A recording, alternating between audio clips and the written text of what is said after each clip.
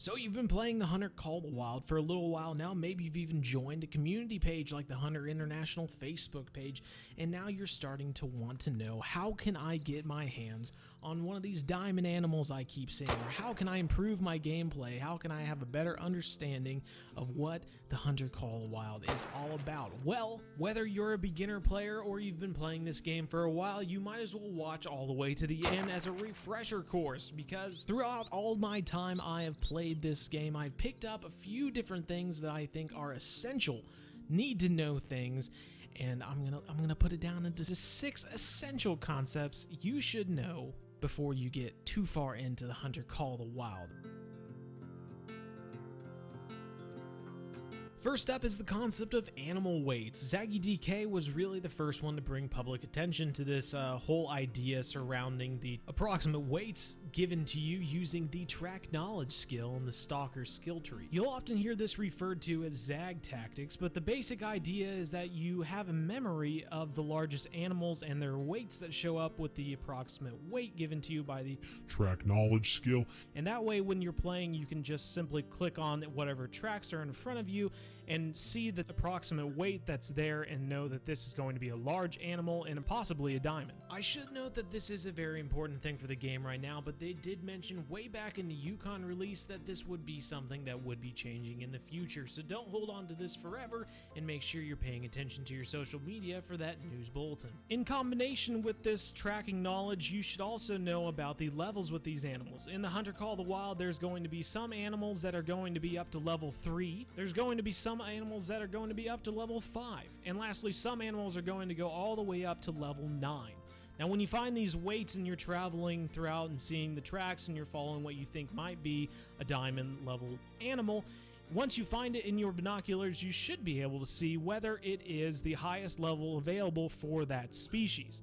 This is going to be a lot easier if you have a handy-dandy chart like this one, or something like the one provided to you by ZaggyDK on his host box.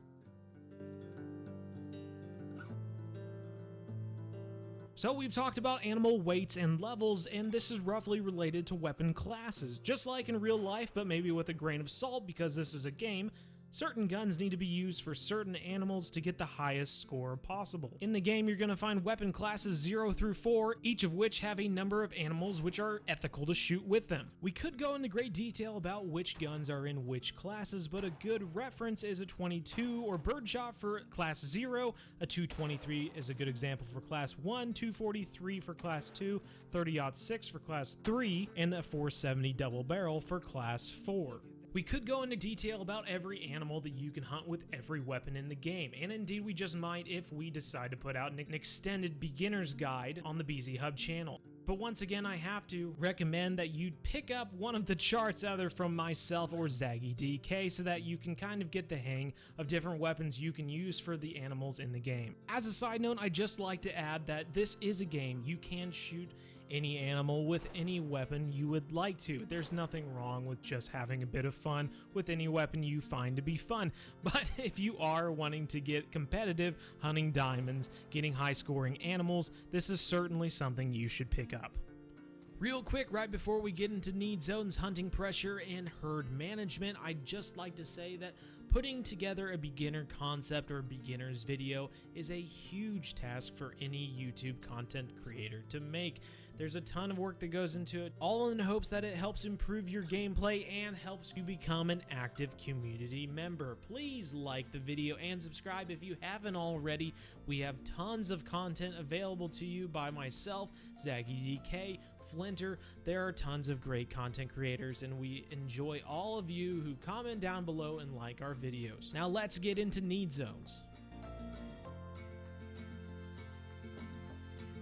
A huge part of the Hunter Call the Wild is the use of need zones. The different need zones you are going to be finding in the game are drinking, feeding, and resting need zones, which have certain times of the day that the animals are going to be at them. Once again, you can use a chart like the one I have provided, which kind of gives you a layout of when certain animals are going to be at the specific need zones. As a beginner, you're going to be hearing a lot about drinking need zones because this is the guaranteed time of day that the animals are going to be out in the open for an easy shot.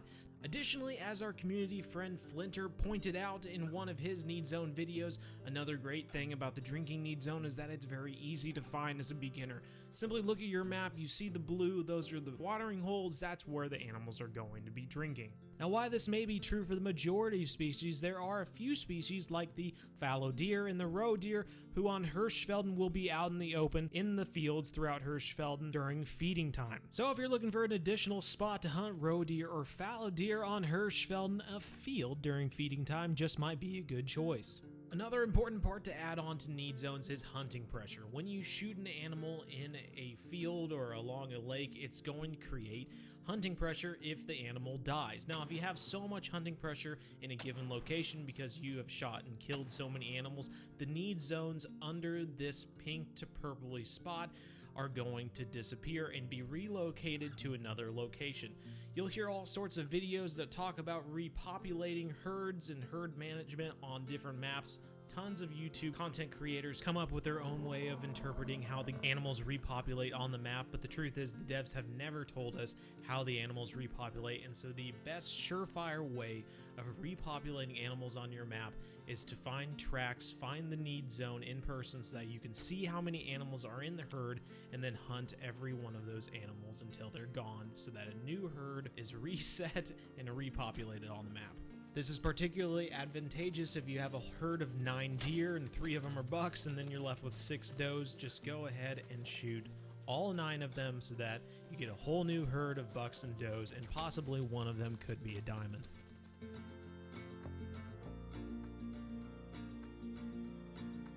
Now that may have been a lookout point from the Yukon, but with need zones out of the way, the next important thing you should know about is fast travel points. Now, fast travel points come in the form of various aesthetics depending upon which reserve you're in. Tens, on the other hand, are mobile fast travel points that you can buy on the Hunter's store for $3.99 USD and then 16,000 in-game dollars. But with that, you can place them in specific spots that will save you time and get you into a position that is advantageous in comparison to a cabin. So if you found a good drinking zone or a good couple of fields on Hirschfelden, feel free to drop down a tent, maybe a tripod, and save some time on your next hunt. Hunting in multiplayer has always been one of those great things about the Hunter games, and whether you're just hunting ducks or geese or maybe just hanging on the same map talking about how your day went, multiplayer is a great way to play.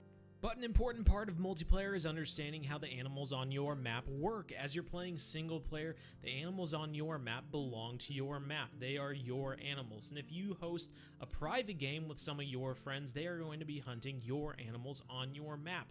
As soon as you host a multiplayer game to the entire community, whether that be for 2 players to 8 players, all of these community members are still going to be hunting the animals on your map. So if they find a rare or a diamond and they shoot it, it's their animal now, and that's just how it goes. Some people get very salty about this. They think that they should tell the host when they find a diamond or a rare, and this is just something I can't support very well, because if you allow people to hunt on your land in real life and they shoot a giant buck, you're not going to be mad at them. You're going to be happy for them because they went and they asked you for permission and they got a big buck on your land, and that just makes you feel good inside. There's nothing different about this when playing the Hunter. But this is a great concept to keep in mind when you've hunted your favorite spots on your single player map to the point where you don't want to erase need zones, or maybe you've erased them and you're waiting for animals to repopulate. This is a good time that you can go out to a multiplayer map, hunt those great spots again, and maybe find a diamond. But one thing I have to bring up, and everyone will thank me for saying this because this is such an annoying part of the game. If you are playing on a map with people you do not know, even if they are people you do know, and you're not all doing this at the same time, do not ride a 4-wheeler within 500 meters, within 500 yards, and even that may be too close for some people. You will make people so angry and you'll find yourself getting kicked out of a lot of multiplayer matches. The last big part of the Hunter that everyone should know about, beginners to experienced veterans, is the community. Due to the multiplayer, the rare and high-scoring animals, community, and a rather large dose of luck or skill involved in the game, the Hunter community is one of the most fun friendly, competitive games you can be a part of. And one of the best things is that there are so many layers of the community that it can match up with whatever kind of person you are. If you're just someone who wants to play by yourself and show off your awesome harvests on one of the many theHunter Facebook pages, like the Hunter International Facebook page hosted by Zaggy, or maybe join in on Twitter or Discord server of content creators like myself to find out things about the game, or perhaps you'd like to tune in to streams by Expansive Worlds, the company that makes the Hunter Call of the Wild, on Tuesdays and Thursdays, or perhaps you'd like to take it even further and join myself, Zaggy, or Flinter on our Twitch streams for a chance to talk about the game with us one-on-one. No matter what type of person you are, there is a place for you in the community, and the one thing you are going to love about the Hunter Call of the Wild is there is a great company behind it that spends tons of time in fixing bugs and adding new content, and it is a game that is continuing to grow and will grow for years to come. And if you think that's something that every company says about their game, then look no further than the Hunter Classic, a game that came out 10 years ago in 2009, and just of October 24th, they released news that they would be adding even more content to that game, which is just astounding. So that's it. That's my 6 concepts, essential information you need to know about the Hunter Call of the Wild. If you've watched this far, I thank you for watching. If you found this video useful and you haven't dropped a like just yet, please consider doing so, and if you didn't find this video useful, then you know what you can do. Links to my social media, including my Twitter, Discord, Instagram, and Twitch, are in the description, as well as links to Zaggy and Flinter's YouTube channels, which you should also check out. I thank you all for watching, and as always, everyone, keep hunting, never stop.